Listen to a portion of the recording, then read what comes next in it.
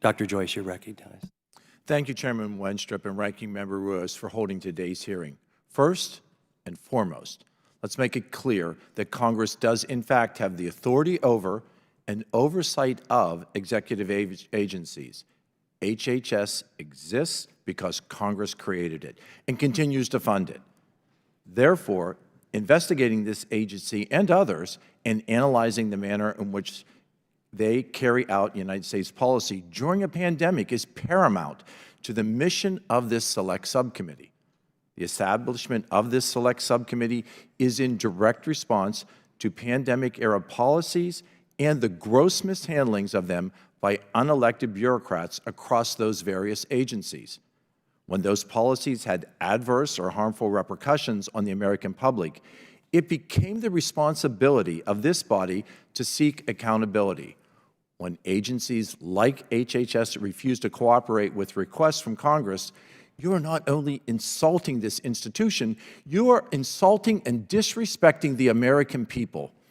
When agencies like HHS continuously express a wanton disregard for the authority of this Congress, it further degrades what it means to have an open and a transparent government.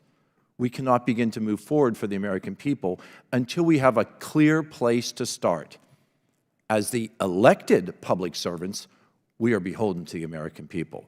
It is the responsibility of this Select Subcommittee to investigate, to learn, and to further establish a path forward when agencies refuse to comply.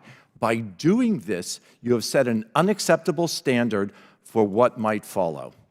The American people want and the American people deserve answers from this subcommittee and from executive agencies, and they deserve to know what we intend to do to safeguard our nation and protect our citizens from the next global and public health emergency.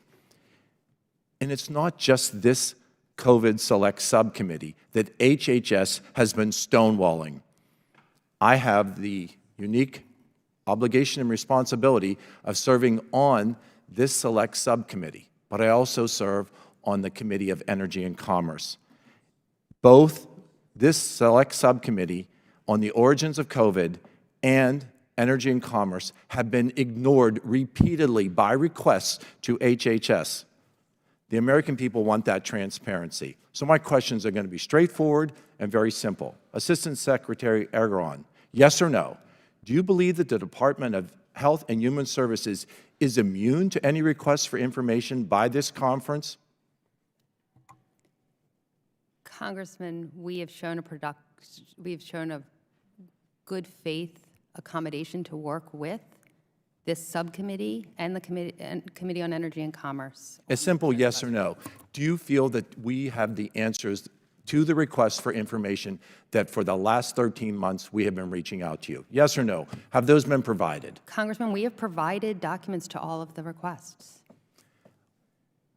We, on this side, don't see that responsiveness. We have repeated requests, we have repeated outstanding questions, and we look forward to a productive relationship, but to date, we have not seen that.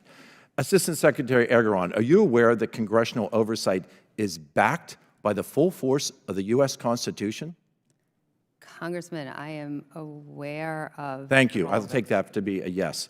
On August 1st, 2023, we sent the Department a letter concerning the development and implementation of vaccination policies and mandates. However, this Select Subcommittee received no responsive documents after sending this letter. No response. And yet you told me that you have been responsive. Is there a reason why this information has not yet been produced to this Select Subcommittee on the origins of the COVID virus? Congressman, the August 1st letter, I believe, on vaccine mandates went to the Center for Medicare and Medicaid Services. We did provide a response, and if it is a priority for the subcommittee, I am happy to continue to work with you and work with the staff.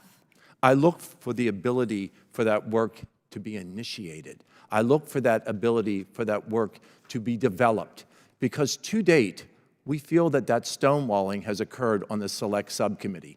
And from my position on Energy and Commerce, I feel that as well. I feel that there needs to be an open dialogue, but HHS has not provided us with that. We look for that stonewalling to end. With that, my time has expired. Mr. Chairman, I yield back. I'd like to